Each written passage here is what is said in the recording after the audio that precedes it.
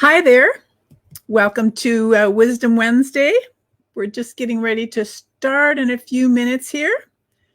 Happy for anybody who has the opportunity to join me live. If so, go ahead and put in the comments that you're catching me live, or if you're catching me on a replay, in the comments, just put #replay.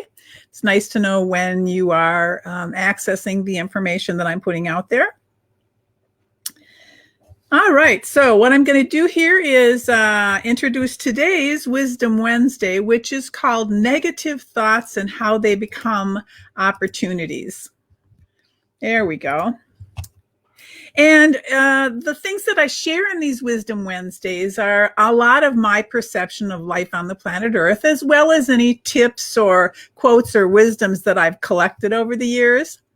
But first, always, I want to make sure that we take some time and become grounded in my motto, which is to live in harmony with the infinite wisdom that dreamed you into being.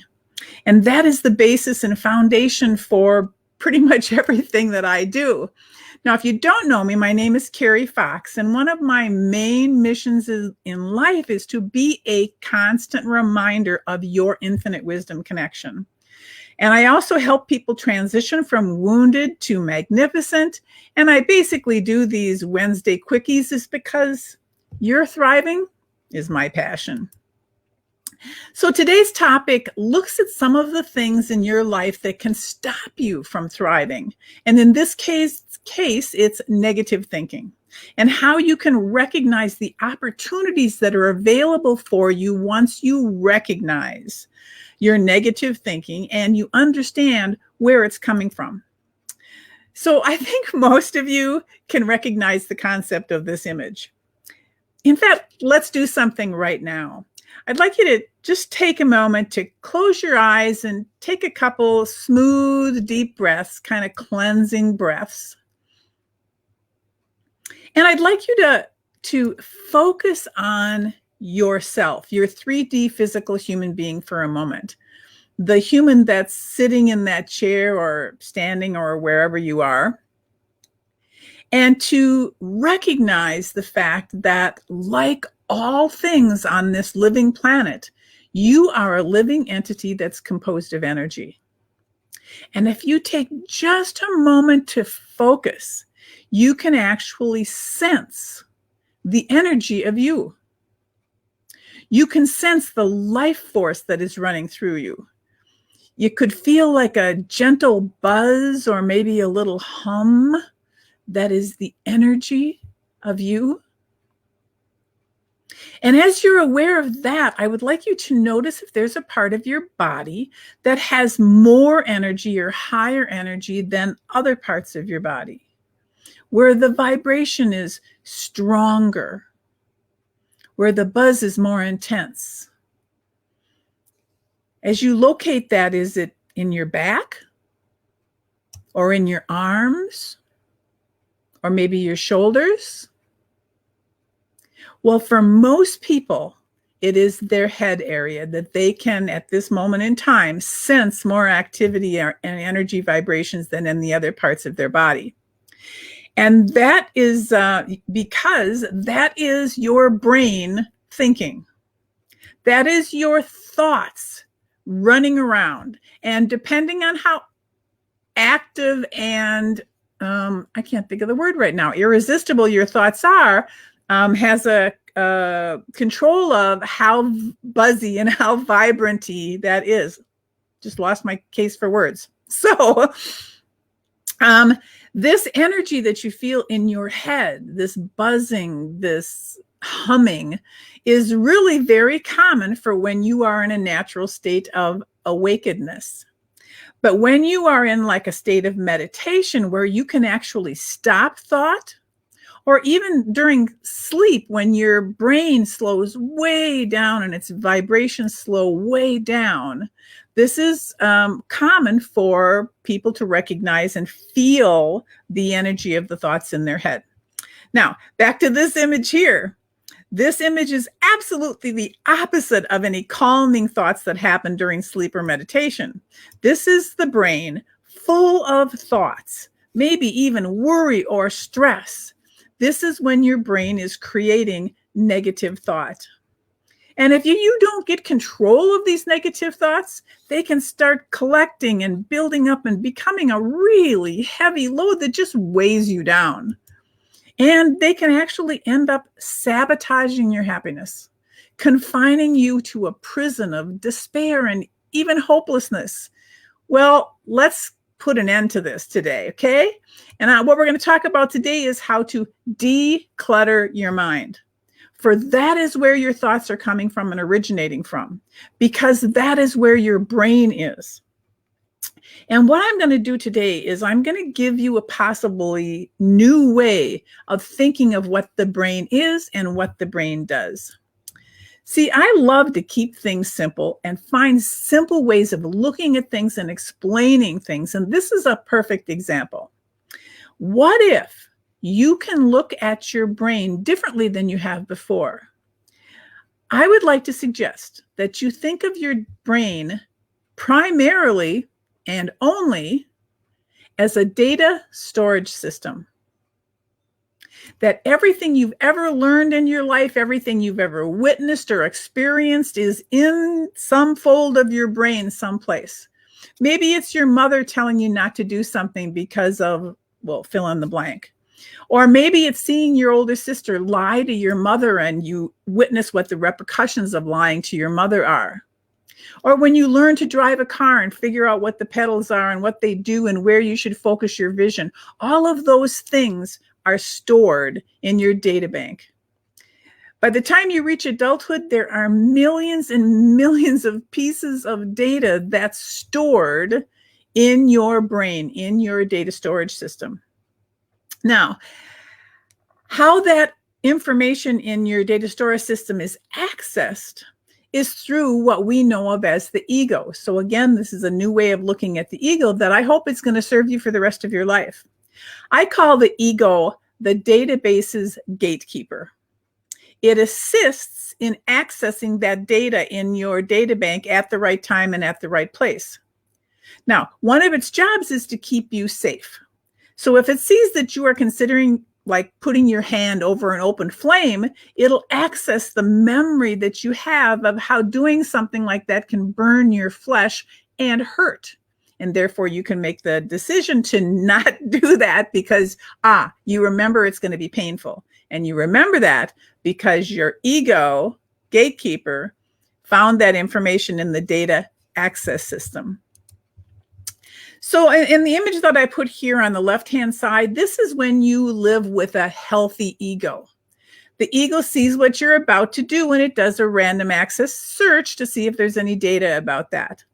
So when you are studying or preparing for a test, or if you're in a discussion with someone, your ego is constantly searching the database.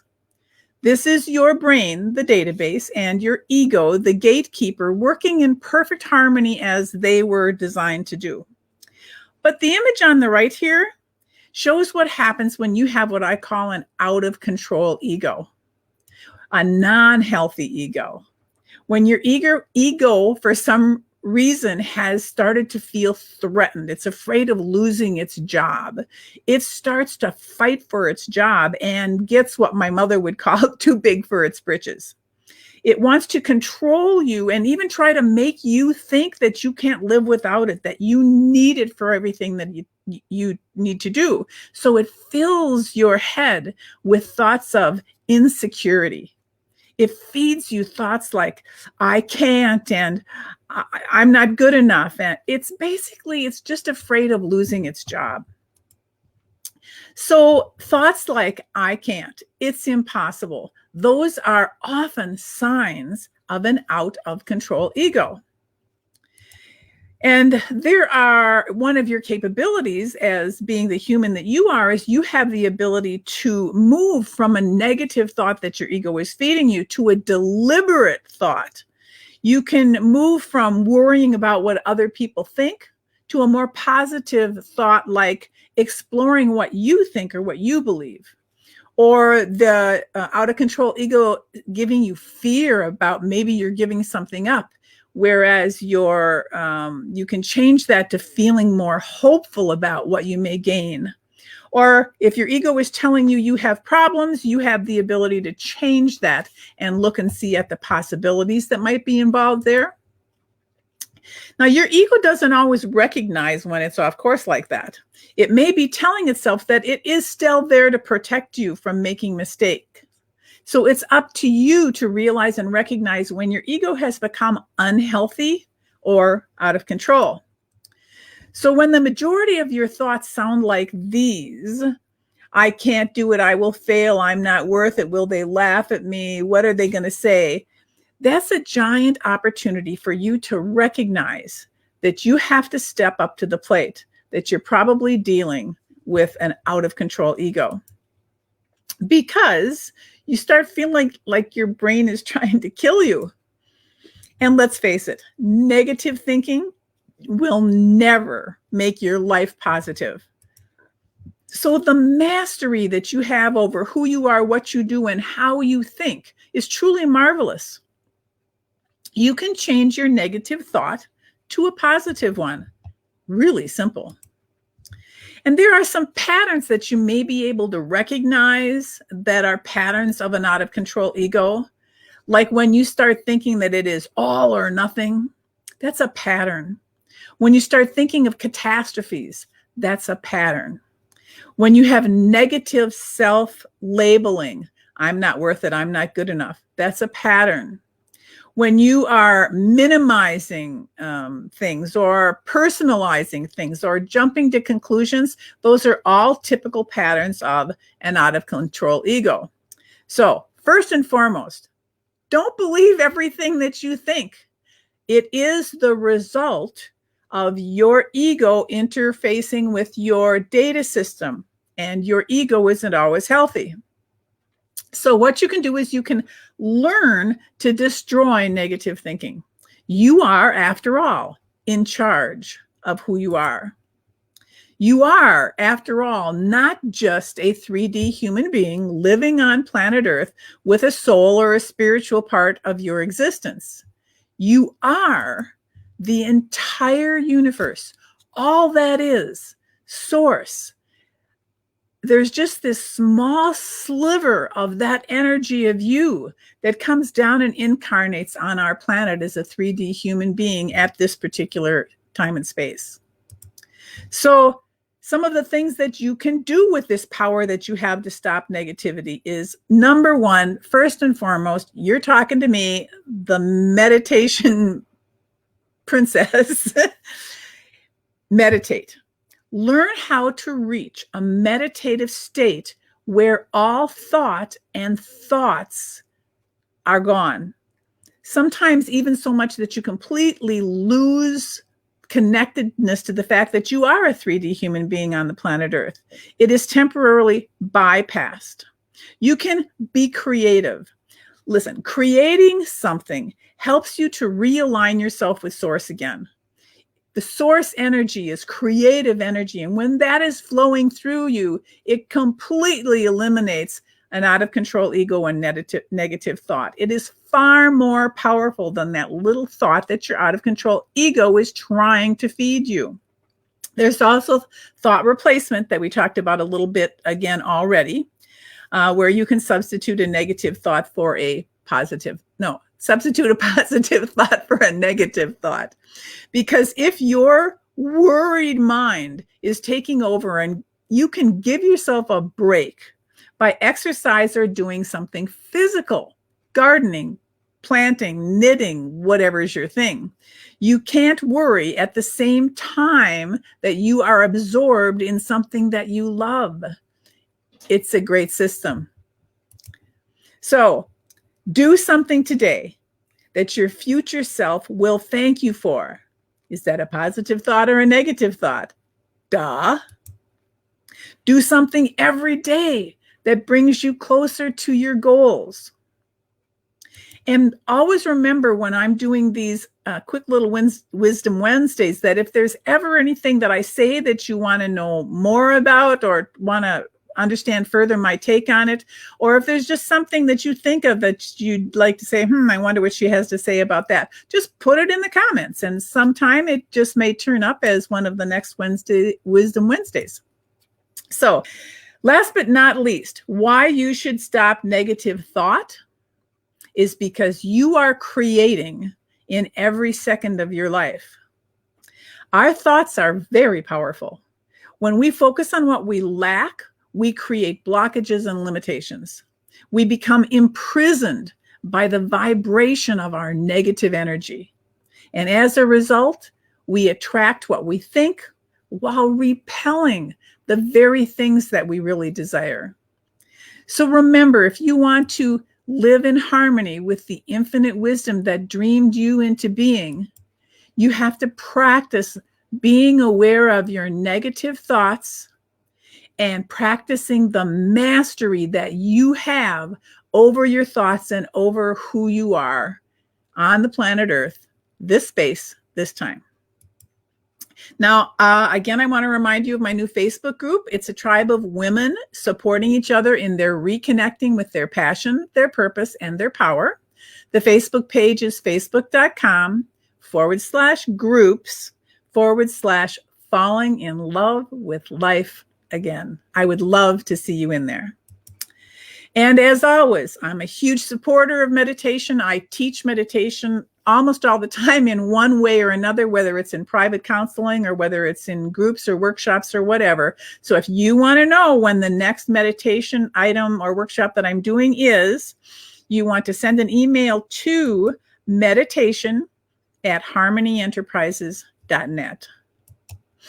So, as always, I sign off with reminding you to live in harmony with the infinite wisdom that dreamed you into being.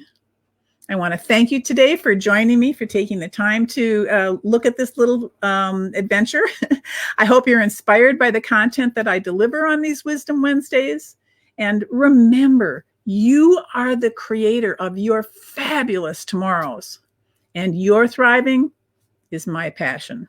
So bye for now, and go and be the master of your thoughts. Whoops, I don't want that. Do I want that? Hello. There we go. Okay. So that is today's Wisdom Wednesday. I want to thank you so much for joining me today again. Let me know if there's anything that any subject matter you'd like me to talk about or you'd like to discuss, if you want to do that. I have been thinking about doing interviews. So if you have something that you want to talk about or anything like that, just let me know. I'd be happy to do it. So thank you for watching this episode 87 of Wisdom Wednesday. Take care of yourself. Bye for now.